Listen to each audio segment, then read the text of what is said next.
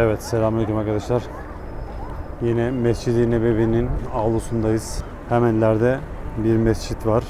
Adı Musalla Mescidi, Gamama Mescidi deniliyor. Peygamber Efendimiz burada bayram namazlarını kıldırıyordu.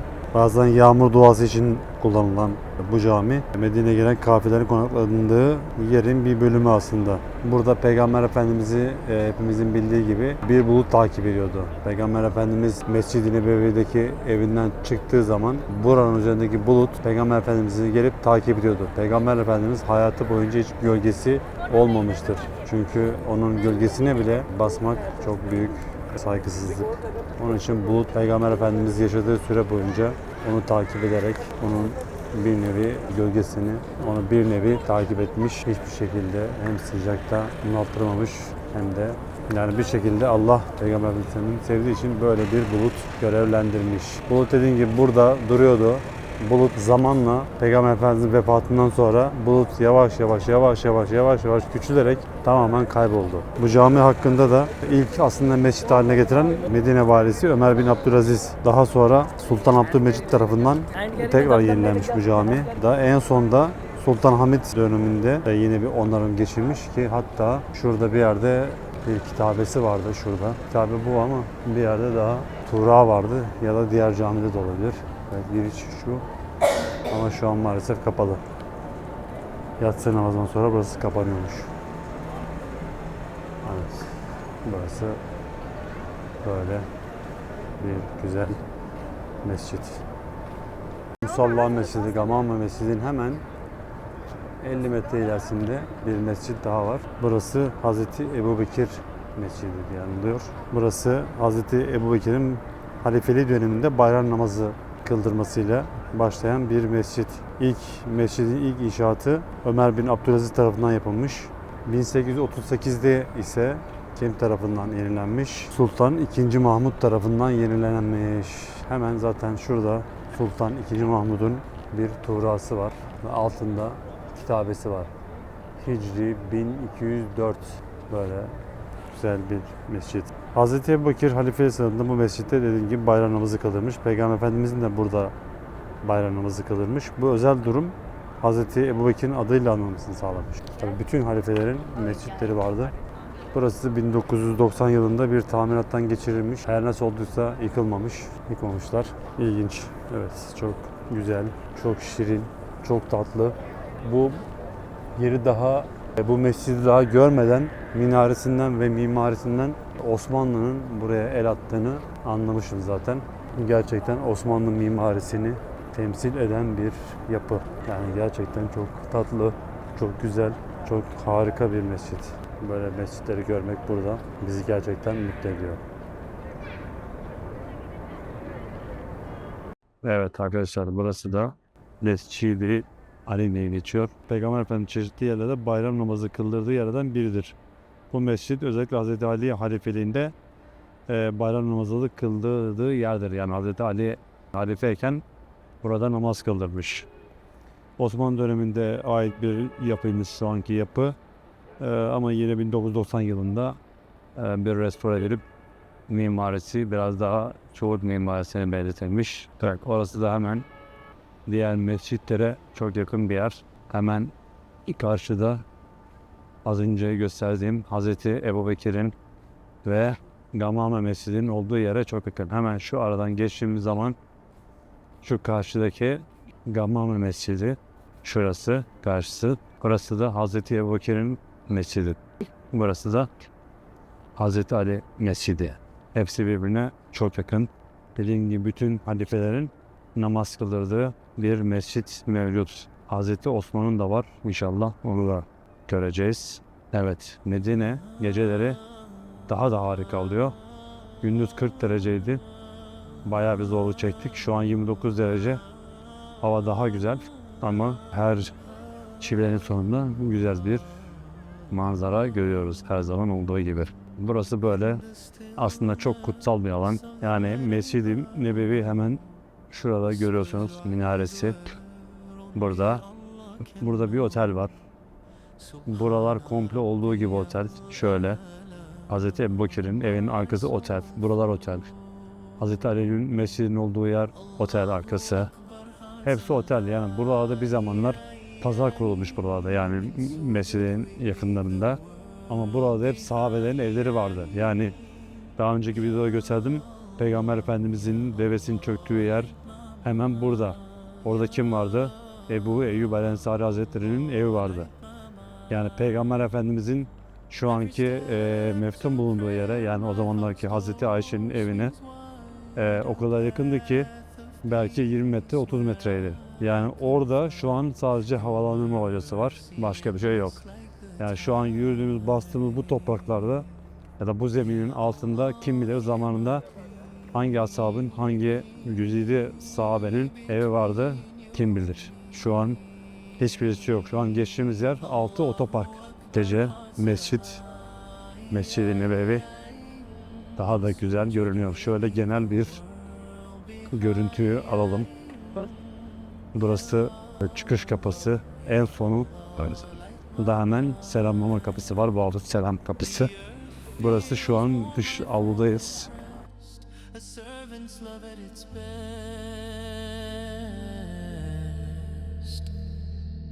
In salam my soul finds rest. Şurada 1, 2, 3, 6, 7 tane tuvalet var. Yani tabii ki lazım tuvalet ama yani bu kadar yakında beklemiyordum açıkçası. Yani Peygamber Efendimiz hemen şurada yatıyor. Hemen yeşil kubbenin altında. Bahsettiğim devenin çöktüğü yer ise hemen şu arkada havalandırma hocaları vardı. Biraz daha ileride hemen orası. Arkadaşımın oturduğu yer. Koku net bir şekilde geliyor hacı, net bir şekilde. Koku çok net. Resulullah Efendimiz Aleyhisselam'ın burası abi Uhud Savaşı'ndan sonra dişi şehit edildiğinde ilk geldiği, dinlendiği yer. Kokusu nettir inşallah. Net bir Evet, şekilde çok. kokusu geliyor. Rabbim şefaatlerine nail eylesin inşallah. Amin inşallah. Evet, Fesih Mescidi. Şurası Peygamber Efendimiz savaştan sonra, dinlendikten sonra gelip burada namaz kıldığı mescid. Evet, Uhud Dağı da hemen burası zaten. Çok harika gözüküyor gece özellikle. Çok mükemmel görüntüsü hakikaten. Mescid de böyle.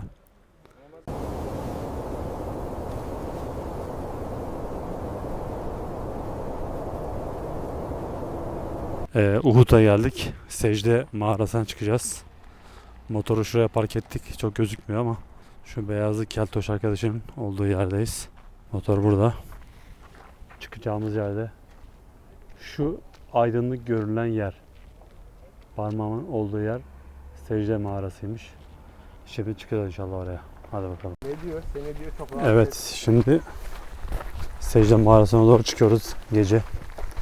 Hemen şu yukarıda insanlar var. Onların peşine. Normalde buraya giriş yasak diye bir tabela var. Ama tabelayı kim bilmiyor. Eğer yasaksa biz gideriz. Hiçbir şey gözükmediğinin farkındayım ama şuraya doğru çıkarız şöyle. Bakalım, çıkınca bakacağız. Evet, secde mağarası olduğu yer. Aynı zamanda Beni Haram mağarası olarak geçiyor. Şu an şurası. Ama çok yoğun şu an, kalabalık. Bekleyeceğiz. Selamünaleyküm. Şimdi mağaraya ulaştık. Kimse kalmadı burada artık gece. Çünkü mağara böyle üstü açık. Şurada hemen şehri var. Şuradan çıkılıyor. İnsanların o ışık olduğu yer. Burası Kehf-i Beni Haram mağarası olarak bilinir. Rivayetlere göre bu mağara Peygamber Efendimizin yaptığı en uzun secdelerden birine şahitlik eden mübarek bir mekandır. Bu olayı bizlere büyük sahabelerden Muaz bin Cebel anlatır. Muaz bin Cebel bir gün bu mağaranın bulunduğu yere gelir. Oraya vardığında Hz. Muhammed'i namaz kılarken görür. Efendimiz secdeye varmıştır. Muaz onun birazdan secdeden kalkacağını düşünerek beklemeye başlar. Fakat secde uzar, dakikalar geçer. Efendimiz hala secdededir. Muaz'ın kalbine endişe düşer. Sessizce yaklaşır ve içinden acaba Allah Resulü secdede vefat mı etti diye düşünür. Bekleyiş uzadıkça korkusu artar. Neredeyse Efendimiz'i kaldırmaya niyetlendiği sırada Peygamber Efendimiz secdeden başını kaldırır. Muaz derin bir nefes alır. Namaz bittikten sonra merakla sorar. Ya Resulallah, secdeniz çok uzun sürdü. Hatta vefat ettiğinizi düşündüm. Efendimiz şöyle buyurur. Secdedeyken bana bir müjde verildi. Rabbim ümmetime benim razı olmayacağım bir şekilde muamele etmeyeceğini bildirdi. Ben de bu müjde için Rabbime uzun bir şükür secdesi yaptım. Evet, selamünaleyküm. Şimdi Medine'de yaşayan hocamız Selam Hoca'nın yanına geldik. Buradan bizi sağ olsun Uhud'a götürecek. Artık orada bakacağız. Evet. Osmanlı tren istasyonu. Şu ilerisi değil mi? Bina. Evet. Ha. Önden de göstereceğim sana. Yukarıdan en iyi göreceğin yer burası senin. Ha. Bizim eski Osmanlı trenleri bunlar. Ha, şunlar. Evet. Şurada küçük bir beyaz kubbe var ya. Evet. Orası mescit. Resulullah Efendimiz sallallahu aleyhi ve sellem parmaklarından suyu aktığı yer orası. Sahabeleri su içirdiği yer orası. Şu belediye binası, şu karşıdaki valilik, şurada 2 minareli Osmanlı minaresini görüyorsun. Evet. Beriye Mescidi. Herhalde. Ha, şurada hemen aynen. Çok güzel ya vallahi. Şöyle çekeyim. Evet, şu Uhud'un üstünde şu an binaların arkasında kalan tepede Osmanlı Kalesi var. Bakalım vaktimiz olsa oraya gideceğiz.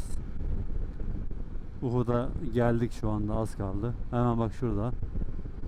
Sağ tarafta, yukarıda, tepede Osmanlı Kalesi. Hemen şu hurmaların arkası tepe. Uhud değil, pardon, yanlış söyledim. Hendek.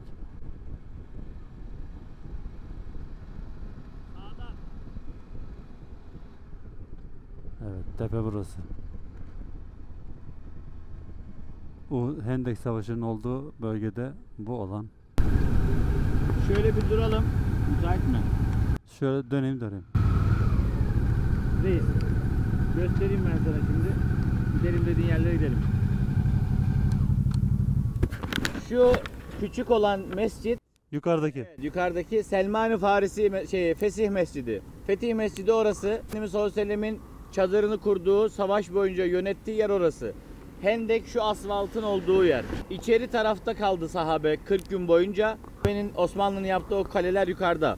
Şu Hazreti Ali Mescidi, orada Hazreti Fatıma Mescidi vardı, kırıldı. Şu ortada Hazreti Ebubekir Mescidi var, duruyor. Şu Fesih Mescidi'nin hemen altında Selman-ı Farisi Mescidi var. Açık olma ve olmama ihtimali var. Bakalım derseniz gidelim bakalım. En azından görelim. Şu bir geçiş var. Motorla girersin. Arabaya tek burası vardır. Bak otobüs orada yolcu indiğine göre açık demek ki. Git. Düz. Buradan düz.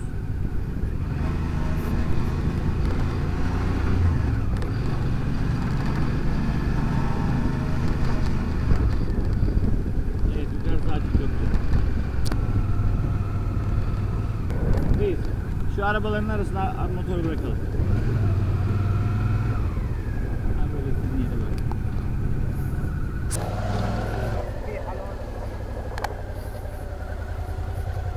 Evet, şu an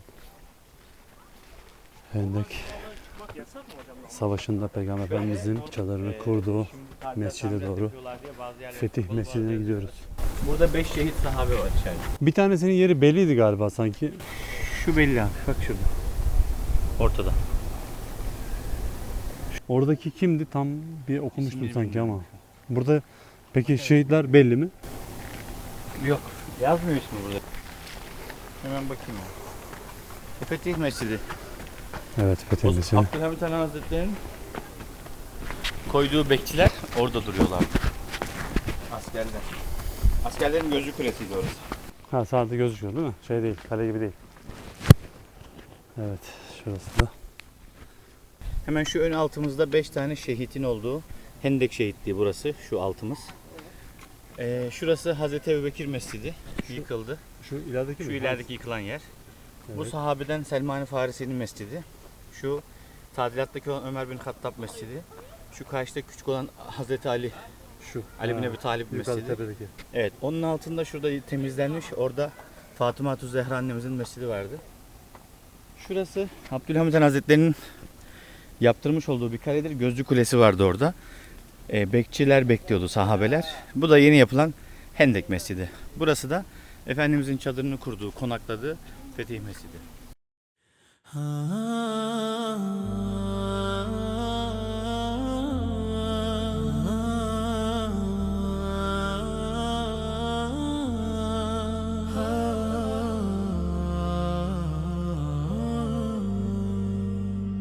In the stillness of the night I bow low. Whispers rise where only Allah can know. Subhana Rabbiyal Ala. My soul flows. Evet, günlerden cuma. Cuma gün. Selam hocam, sağ olsun. Anlattı bize tarihini buranın. Şimdi cuma namazı Selman Farisi Camisi'nde. Pardon, Hendek Camisi'nde kılmayı planlıyoruz. Hendek'in kazıldığı yerde, şurada hemen göstereyim. Şurası Hendek şehitliği. Şu arkadaki, şurada görünen alt geçitte Hendek'in kazıldığı yer. Tabii şu an Hendek yok. Ama kazıldığı yer orası. 3 kilometre bu şekilde gidiyordu. 4 metre genişliği, 4 metre derinliği, 7 metre genişliği olan bir hendekti. 3000 sahabe gece gündüz çalışarak bu hendeyi açtı. Allah onlardan razı olsun.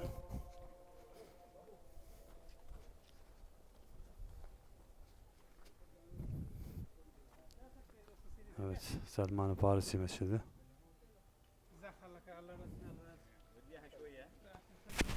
Evet arkadaşlar, şimdi Beni Gifar Mescidindeyiz.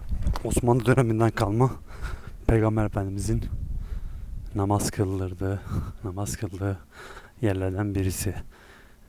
Neden böyle küçük bir mescit? Çünkü burayı Osmanlı yerinin kaybolmaması için buraya güzel bir mescit yapmış. Ama hayret, bunu yıkmamışlar. Gayet sağlam duruyor ama kullanımda değil ama yine de sağlam görünüyor. Şöyle içi şu an biraz harabe. İnşallah tamamen yıkılmaz.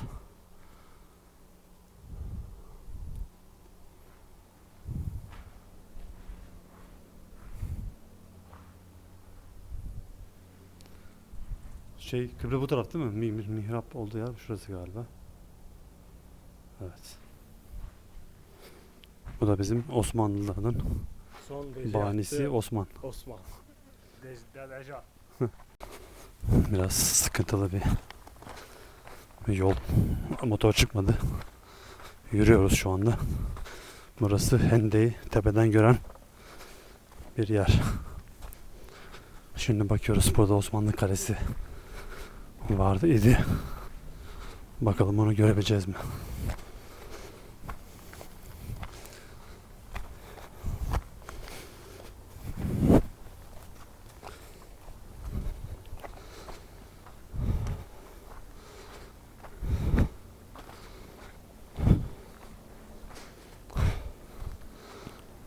Evet.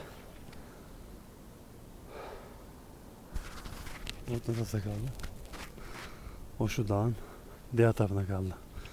Şu arka tarafta. Kaleler de diğer tarafta kaldı. Ama burası Beni Gifar bölgesi. Şu az önce gittiğimiz mescit. Evet, selamünaleyküm. Mescid-i Nebevi'deki Cuma namazı kılacağız. Komple dolu her taraf. Şöyle. Belki 200 bin kişi belki var. Bir de daha şu mescidin diğer tarafında da var daha. Bir sürü insan. Hacı abi tam önüne geldi.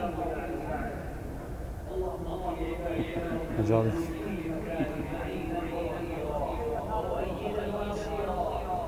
Şu an Medine'deyiz. Medine'den Tebük istikametine Hayber Kalesi'ne doğru gidiyoruz. Hem Hayber Kalesi'ni ziyaret edeceğiz, hem de orada devlenen Osmanlı treni var. O treni göreceğiz ve Arabistan'daki en uç noktaya kadar gitmiş olacağız. Yani kendimizin rotamız içindeki en uç noktaya da gitmiş olacağız bakalım inşallah. Yolumuz 2 saat. Akşam saat 6. Hava 38 derece. Bakalım nasıl olacak. Hayırlı günler.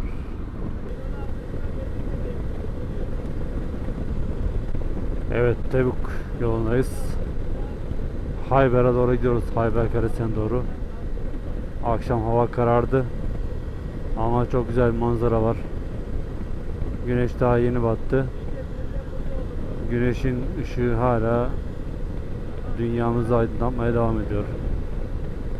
Çok güzel manzara.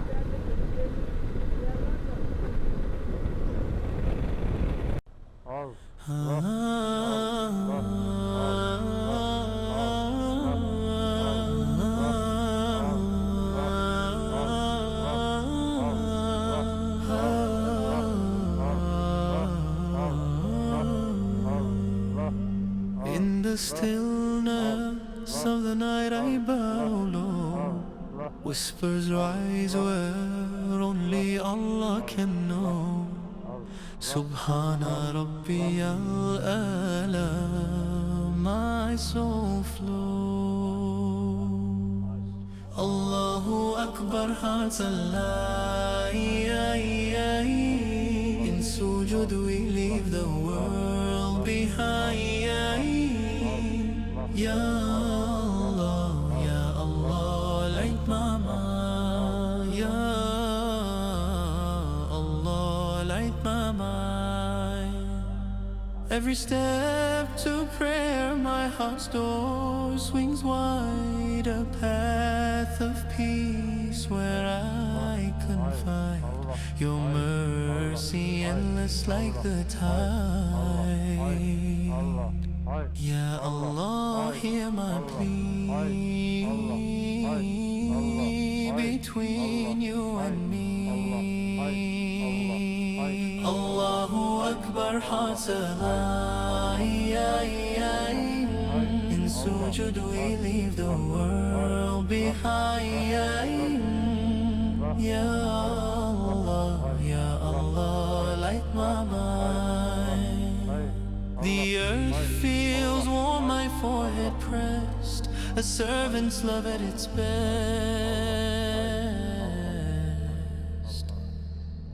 In salam my soul finds.